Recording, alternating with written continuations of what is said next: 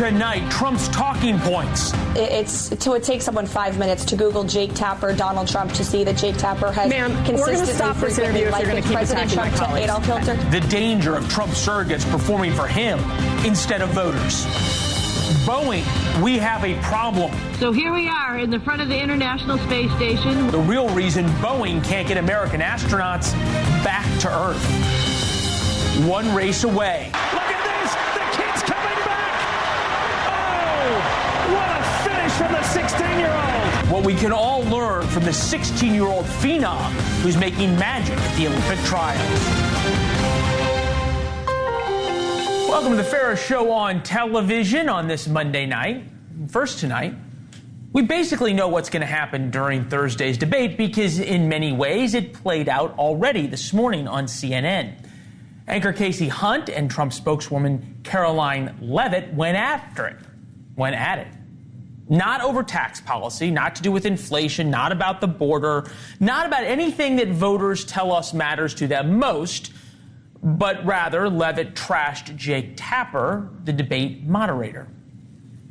President Trump is knowingly going into a hostile environment on this very network, on CNN, with debate moderators who have made their opinions about him very well known over the past 8 years and their biased coverage of him. So I'll just say my colleagues, Jake Tapper and Dana Bash, have acquitted themselves as professionals as they have covered campaigns and interviewed candidates from all sides of the aisle.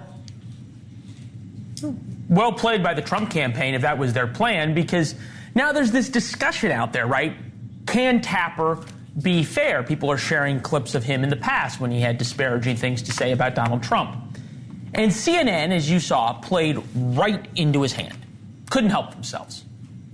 That's just a preview of the debate. Trump said as much on the stump this weekend.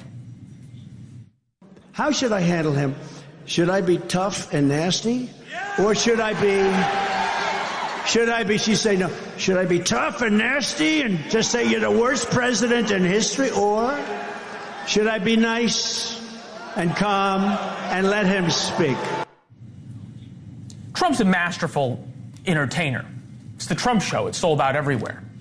But he's also masterful at manipulating the media into creating the environment that he wants, to getting the media worked up to talk about him and only him, or the topics he wants to talk about, not only through what he says, but what he has his spokespeople say. So it takes someone 5 minutes to Google Jake Tapper, Donald Trump, to see that Jake Tapper has consistently frequently likened President Trump to Adolf Hitler. Ma'am, I'm going to stop this interview if you continue to attack my colleagues. I would like to talk about Joe Biden and Donald Trump, who you work for. Yes. If you are here to speak on his behalf, I am willing to have this conversation. I am stating facts that your colleagues have stated in the past. Okay. Now, I'm sorry, guys. We're going to come back out to the panel. Caroline, thank you very much for your time. You are welcome to come back at any point. Okay, so now Trump can set himself up as the victim. If Casey Hunt did this to my spokesperson, look what Jake Tapper did to me. That's what Donald Trump's going to say either before or after the debate, even though he agreed to the debate with the terms weeks ago. Bill O'Reilly is with us now, host of the No Spin News, author of the upcoming book, Confronting the President's No Spin Assessments from Washington to Biden. Good to see you, sir. Thank you. I was on the Stairmaster this morning. I interrupt my workout for no one but you, and you texted me, and you said this is absolutely the best story of the day. Why? Well, first of all, I hope your hair didn't get messed up on the Stairmaster. Never. It's always like this. Well, the surgery you can consider. This is a really good story. Number one, let's talk about the CNN anchor, Casey Hunt. I don't know her. The program that she's on does not do well in the ratings. And I mentioned that because she should have allowed that interview to go on, because it was good television, all right? So just for audience and buzz, you let it go on. You don't say, if you disparage my colleagues, I'm booting you off. Baloney. What you say is to her, well, as you just pointed out, why did President Trump accept the invitation if we're so heinous? right? That's what a journalist does. And I don't know whether Casey Hunt is a good journalist or not. I don't know. But if I'm there, and I've done a million of these, and I very rarely throw anybody off the unless they're lying or defamatory. And Ms. Levitt was not either. It's her opinion that Jake Tapper hates Trump. I hold that opinion because it's factual. All you have to do is look up Jake Tapper Trump. You'll see it. So anyway, Ms. Hunt made a huge mistake by aborting the interview. She should have let it go and said, as you and I pointed out, well, why did he agree? All right? Then Ms. Levitt would have to answer. And it would be interesting to hear what she had to say. Ms. Levitt makes a mistake by coming into the program, which invited her, and being disrespectful. All right? So Ms. Levitt was disrespectful to the forum that invited her in. She didn't have to accept the invitation, but her question is legitimate. So here's how you ask it. Okay? All Ms. Levitt had to do is say, you know, Casey, we are a little worried that CNN is not going to treat us fairly on Thursday night. As you know, Casey, both Mr. Tapper and Ms. Bash have said terrible things about Donald Trump in the past. Terrible. And then she should have had a list of them right in her hand. Now, that forces Hunt to answer that question rather than defending her colleagues from an attack. This isn't brain surgery, but I'm going to make this point.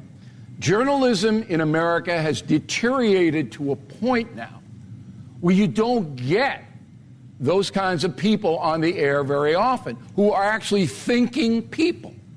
And the political process is the same. Attack, attack, attack.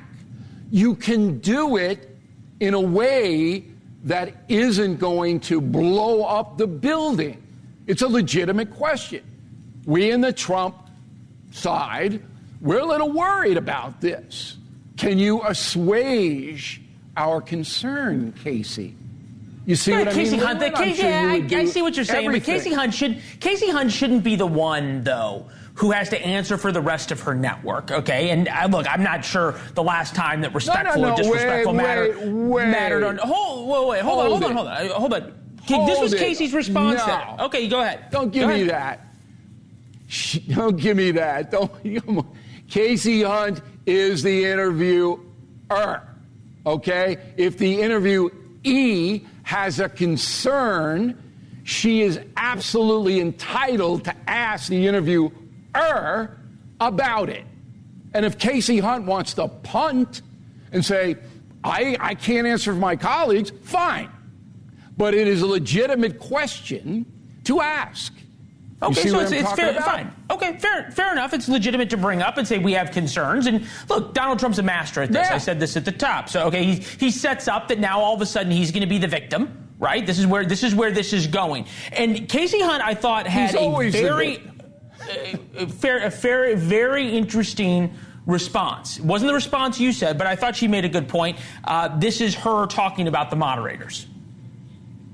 So I'll just say my colleagues, Jake Tapper and Dana Bash, have acquitted themselves as professionals as they have covered campaigns and interviewed candidates from all sides of the aisle. I'll also say that if you talk to analysts of debates previous, that if you're attacking the moderators, you're usually losing. So I really want to focus in on what these two men are going to do and say when they stand on the stage. Bill, winners don't complain about the refs. Only losers complain about the refs. She's right about that. Well, maybe she's right about it, but her responsibility as an interviewer is to get information, okay? If Ms. Levitt is giving disinformation, saying things that are false, absolutely go in. But in this case, she's not, Leland. Jake Tapper hates Trump's guts.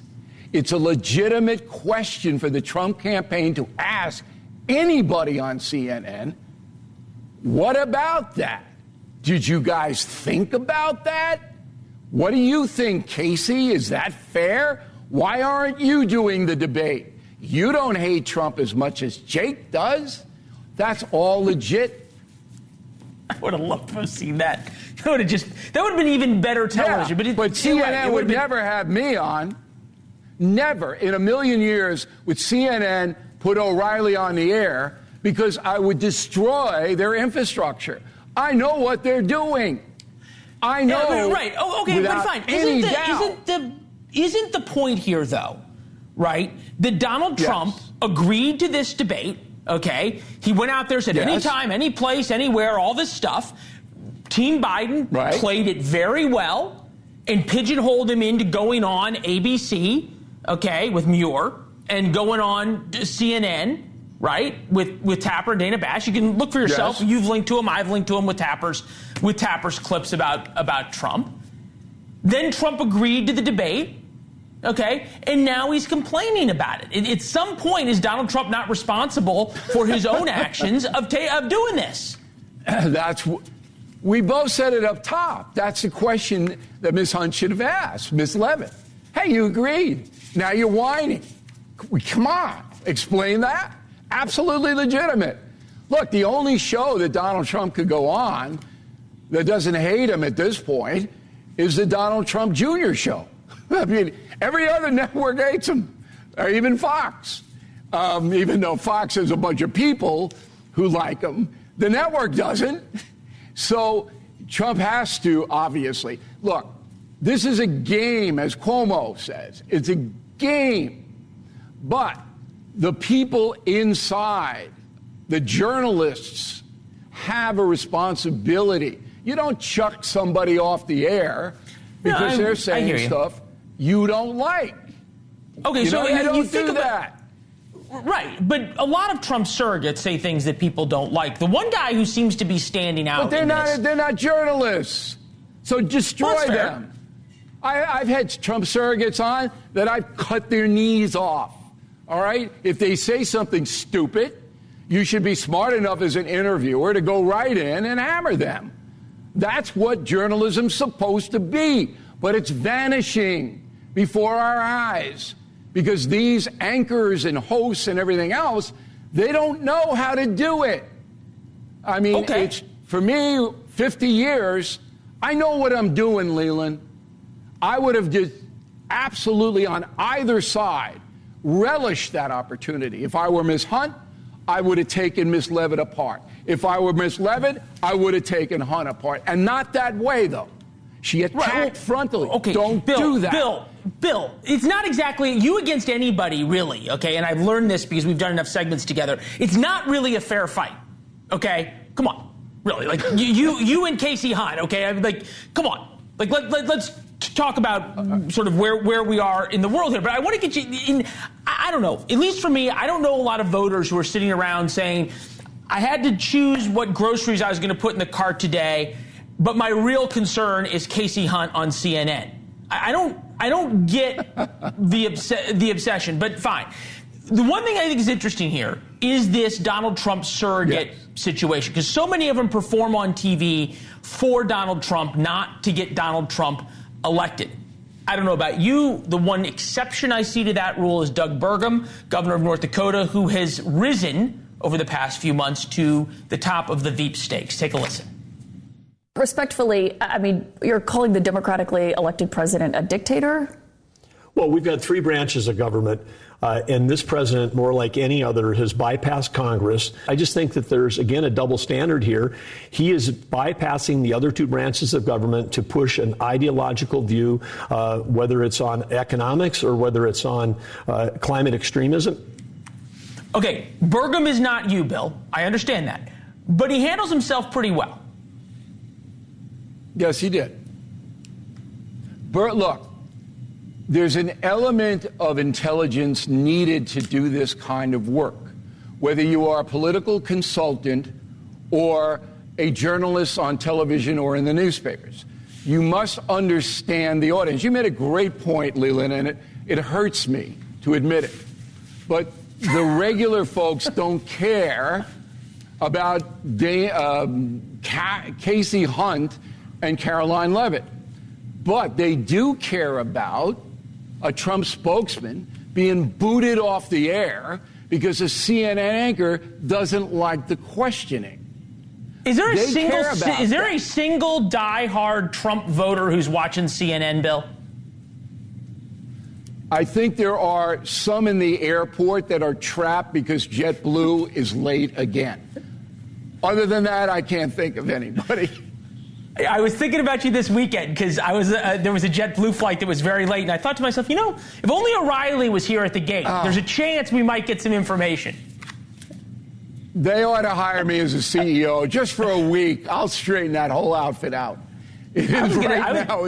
I would rather fly Air Zimbabwe than JetBlue, all right, at this point in history.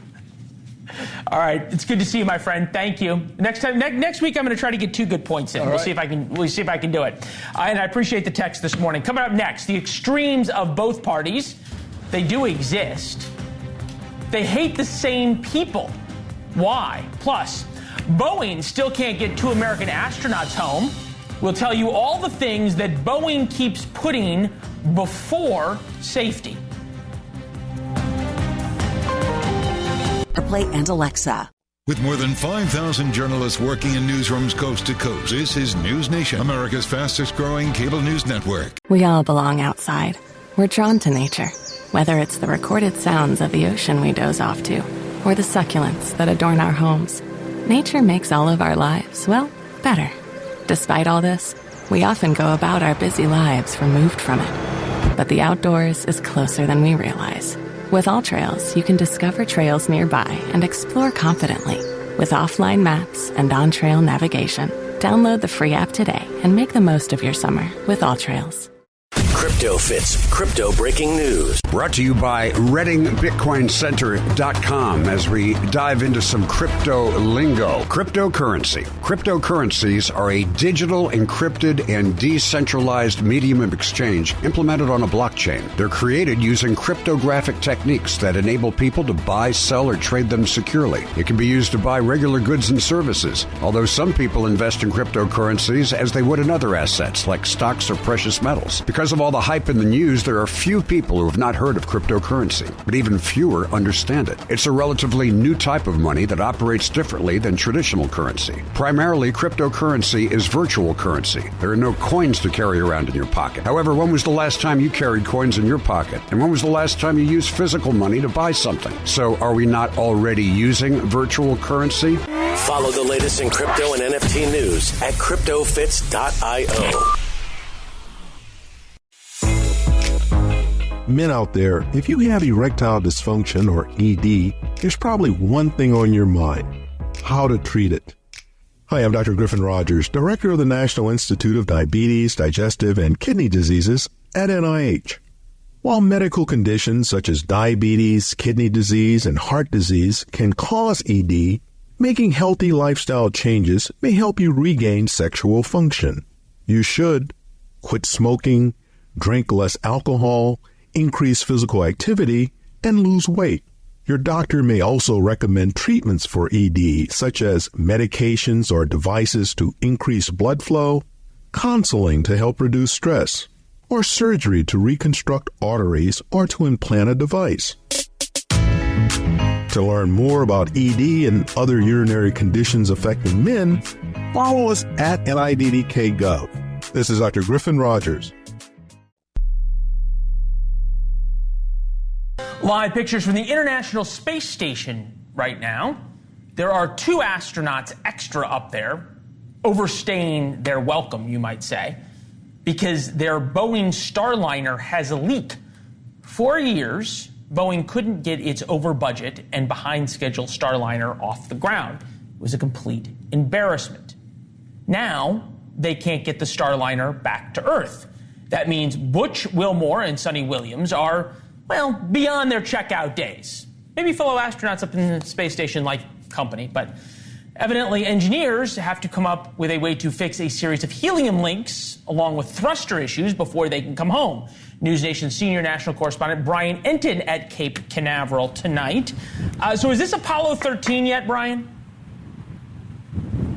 No, it's not nearly that bad, Leland, but it's not good for Boeing. I mean, it's a massive embarrassment for Boeing on top of embarrassment after embarrassment for the company over the last several years. You mentioned it. We're outside Kennedy Space Center. This is where the Starliner launched from June 5th. One of the launch pads that you can see behind me was supposed to only be up there for a couple of weeks, bring the 2 astronauts back. That didn't happen. There was a helium leak, which they knew about, by the way, but they still launched. It was more serious than they thought. They've had to delay and delay and delay. Now they are saying they are not going to bring the astronauts back on the Starliner until the beginning of July, which far exceeds what anybody thought. Starliner program with Boeing has been a mess. You mentioned it, Leland, came in way over budget. They initially said it was going to cost $4.5 billion. They went $1.5 billion over budget.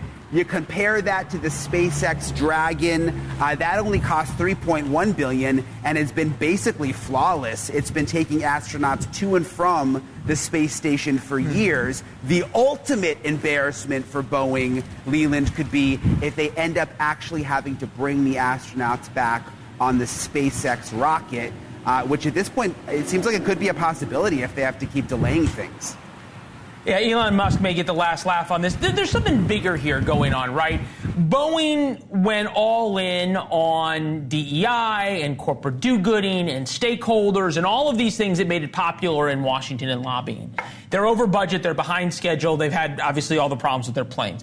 Elon Musk, solely focused on getting astronauts to space, comes in under budget. I'm wondering if you're hearing any conversation in the space world, as is happening in the aviation world, that Boeing is at a place, and this is bad for America if it is, that they really can't come back from.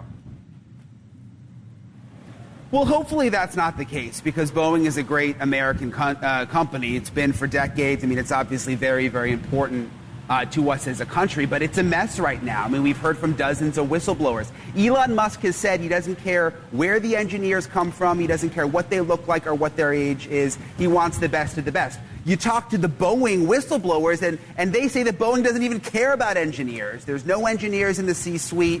They moved the company headquarters from Seattle, where they do all the building, to Chicago, which is apparently a mess. The CEO's almost never there, according to the whistleblowers. And it seems like it's a real problem at the top, not to mention they're building a lot of the products now, parts of the planes and the spacecraft, not even in America anymore.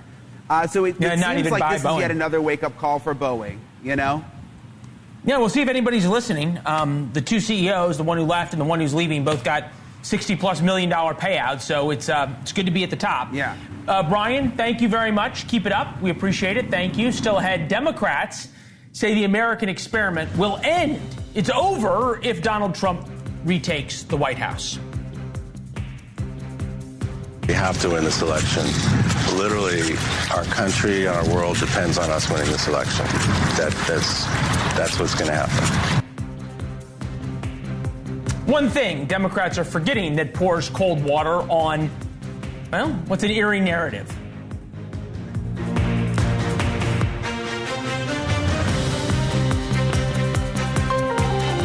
Thursday night, President Biden will tell America he alone can protect the republic from Donald Trump. And his surrogates now say the very existence of our country depends on his victory. Here's Kamala Harris's husband, Doug Emhoff, on CBS this weekend.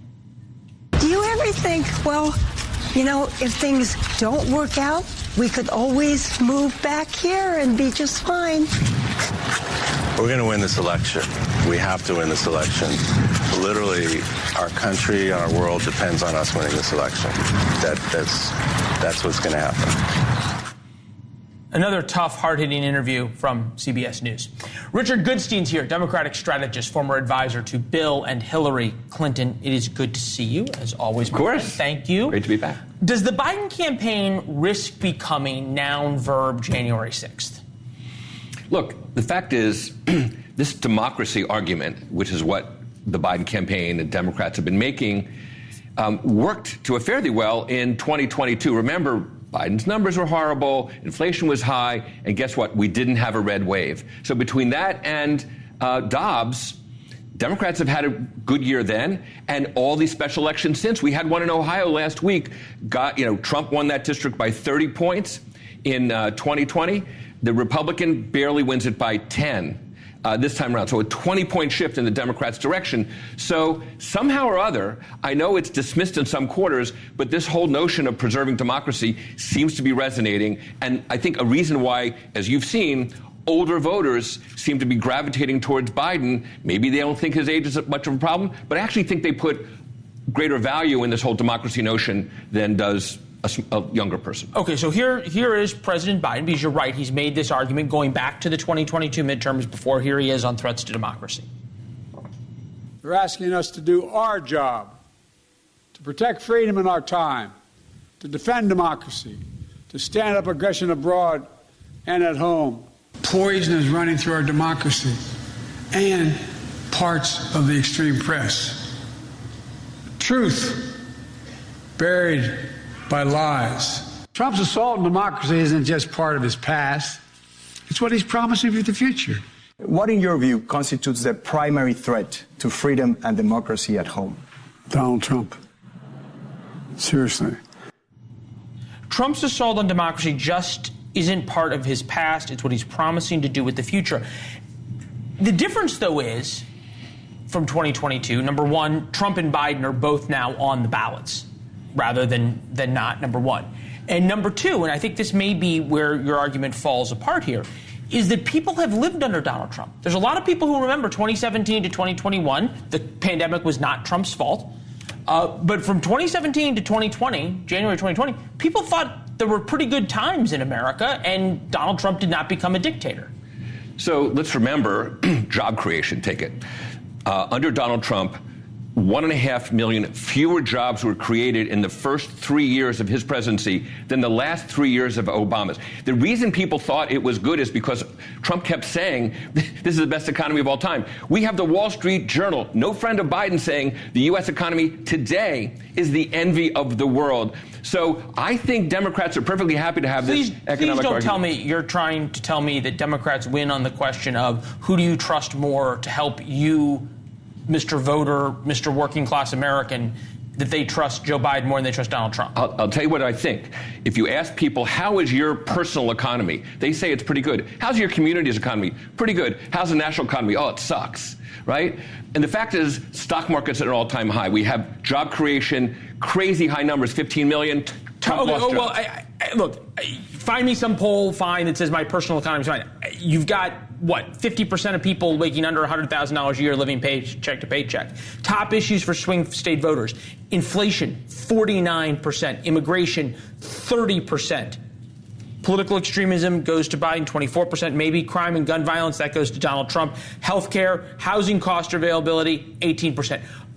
4 of those issues, Donald Trump wins on the issue by multiple points. My question is, don't Democrats need something other than Donald Trump is going to send mean tweets to run on? Yeah, it has nothing to do with mean tweets. When he says he wants to be a dictator, Oh, come on. Well, no. Okay, you can dismiss it. But let me say something you can't dismiss.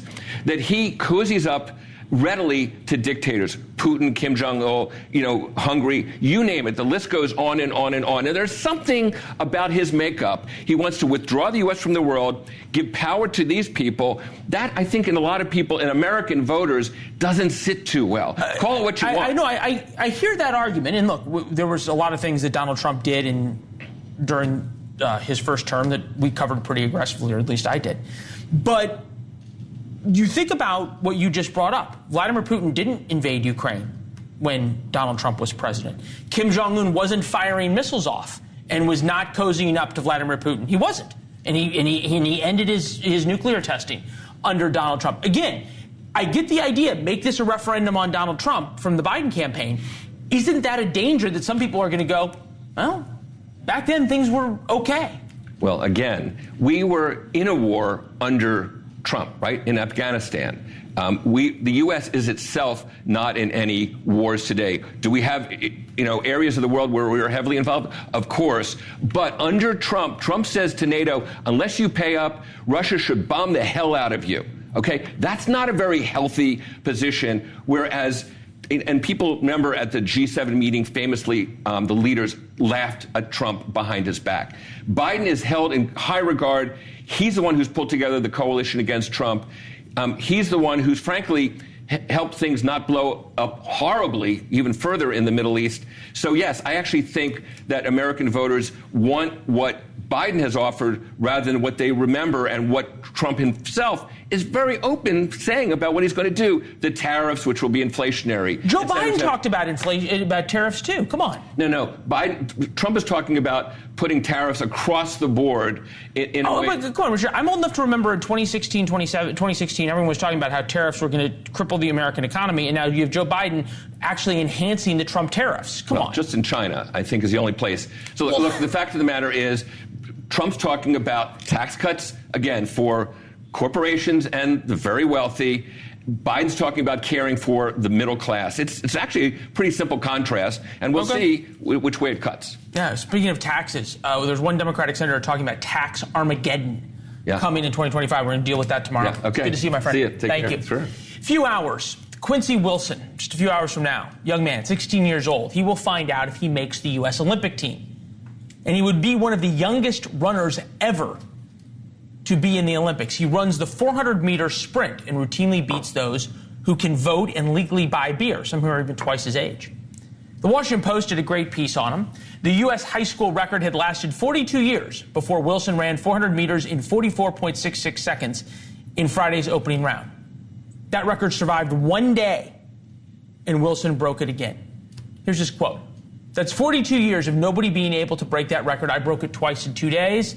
It means a lot to me because it means my hard work is paying off, staying longer after practices, before practices.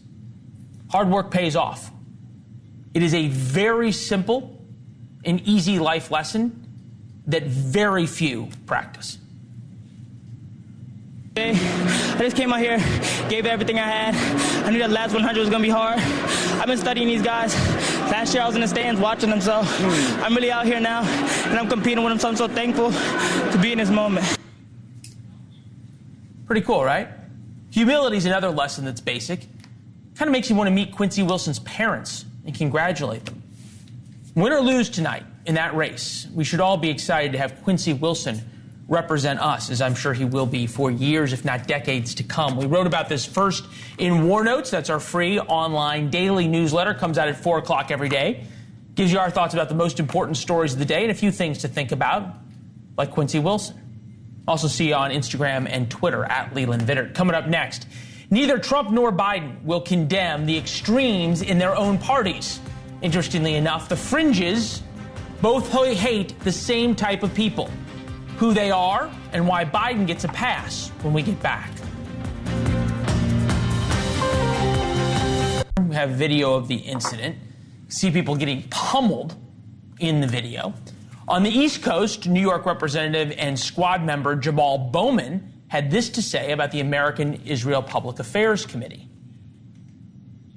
We are going to show AIPAC the power of the South Bronx. Sounds lovely. The problem for President Biden is he needs anti-Israel Jamal Bowman's voters. Obviously not in New York, but there's a lot of them out there. Bowman's right now in a very tight primary race. But Biden needs those voters, and those voters exist in swing states like Georgia, Minnesota, and Pennsylvania. His new communications director, Tyler Cherry, might help. Cheersing in bars to ending the occupation of Palestine. This is what Cherry tweeted a few years ago. No shame and F your glares. Hashtag I support Gaza. Hashtag free Palestine. Opinion editor at Newsweek, author of Second Class, How the Elites Betrayed America's Working Men and Women by Younger Sargon is with us. I'm thinking about just sort of, we'll get to Donald Trump in a second because he has his own sort of flirting with the extreme of his party. But if this had been a newly appointed member of the Trump cabinet or Trump administration who worked at the White House, who had tweets that echoed the Proud Boys and used their slogans, I'm not sure he'd still be working there 24 hours after those tweets came out, would he? Yeah, and that's the real difference between extremism on the left and extremism on the right. Extremism on the right is very fringed, and especially when it comes to Israel, the GOP has done a very good job of keeping it that way. So have people like Charlie Kirk, who didn't allow Nick Fuentes into his Turning Points USA conference and has been very vocal in support of Israel and repeatedly made the case that the people on the right who are sort of anti-Israel, anti-Zionist, and anti-Semitic, like Candace Owens, end up becoming extremely fringe, whereas on the left, the people who are so anti-Israel to the point of anti-Semitism are completely embraced by their party. And I think that's the real difference there. And the reason for that difference, of course, is that most of the anti-Zionism in America comes from the elites. And so it's sort of mainstreamed through people with college degrees, like this Cherry guy, right? That's not unusual for somebody with a degree, with multiple degrees, who ends up in the kind of revolving door of progressive politics. All right, fair enough in that sense. Marjorie Taylor Greene in Space Lasers notwithstanding, she's still a member of Congress. We all remember Donald Trump after Charlottesville. Take a listen.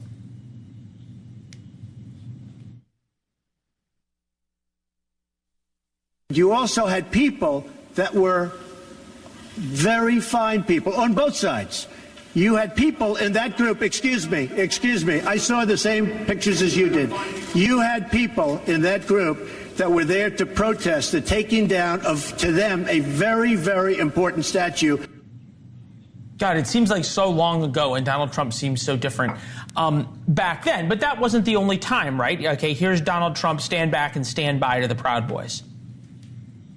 I'm willing to do anything. I want to see peace. Then do it, sir. Say it. Do it. Say it. Do you want to call him? What do you want to call him? Give me a name. Give me a white name. Supremacists and white like me to condemn. White supremacists and right Proud Boys. Stand back and stand by. There seems to be a willingness by both politicians, more so certainly by Joe Biden, but by Donald Trump, a refusal, right, to alienate anybody, no matter how extreme, so long as they wear their jersey. So the first clip you showed is actually a shortened clip. The longer clip, President Trump was very clear to say he's not talking about the white supremacists. Right, not talking about the Tiki Torch guys. Exactly. He unequivocally condemns the white supremacists. He was talking about the guys, the rest of the crowd that showed up just to protect the statue. And in fact, CNN itself, no great friend of Donald Trump, admitted that was a shortened clip that was a little bit misrepresentative. In the second one, the stand down and stand by, it's unclear if he really meant that. But when Tim Scott urged him to retract it, he sort of half-heartedly apologized for it. The first time he's ever apologized for anything that I've seen, actually probably the last time I've ever seen him apologize for anything. He has taken recently to calling American Jews disloyal if they choose to vote for President Biden. Well, he also, hold on, Biden. He also had dinner with Nick Fuentes, right, at Mar-a-Lago. Okay. He had Kanye West there, and I agree with you to a certain point that the clip was selectively edited. And he said I was only talking about these people, but not those people. We've been very clear on this program. If you show up to a place where people are chanting Free Palestine and From the River to the Sea, you're pro-Hamas too. You don't get to show up to a rally where people are carrying tiki torches and shouting Jews will not replace us and say, oh, but I was there for the statues. If it's good for the goose on the left, then it has to be good for the goose on the gander on the right, correct?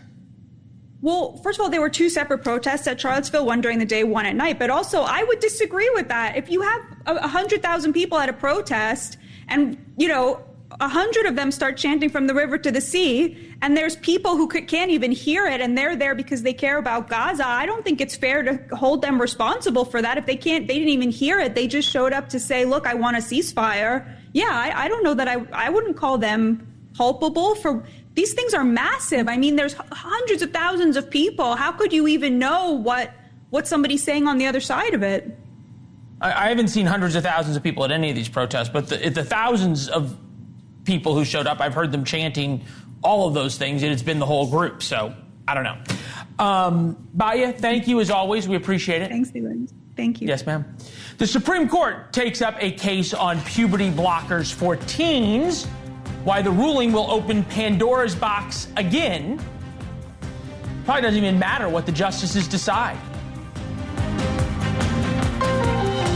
Later this week, we will hear from the Supreme Court about President Trump's claims of absolute immunity.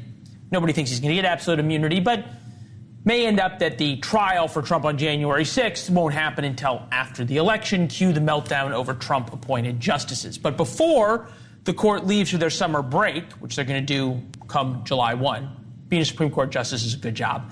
They tell us they will consider next year the Biden administration's lawsuit against Tennessee over a law that bans puberty blockers and, quote, gender-affirming care for transgender minors. 24 other states have some form of the law on the book. With us now, Shan Wu, former federal prosecutor, served in the Clinton administration as general counsel to Attorney General Janet Reno. Welcome back. As always, thank you. Is this really about what the Supreme Court's going to decide, the trans issue, parents' rights issues, or states' rights issues? Well, it's kind of all wrapped up in there, and they're going to have to walk through quite a quagmire of these sort of competing views to sort through that. They've, up until now, it's kind of curious, they've sort of ducked the transgender issues up until now. For some reason, they've decided to weigh in on this one. There was this one in Idaho. They dissolved the injunction, but that was kind of like a side issue about the extent that the court could have that kind of injunction. Here, it's interesting because it's really in the framework of healthcare versus the locker room stuff, bathrooms, locker rooms, and they seem more comfortable wading into healthcare issues, frankly. So how does this work, though? Because there's this question about they're wading into healthcare. It's the second anniversary of the Dobbs decision. Right. Conceivably, if you took the Dobbs sort of I don't know if you want to say precedent, whatever the reasoning was, hey, we leave these things up to the states. Right. Doesn't that say then Tennessee gets to do this?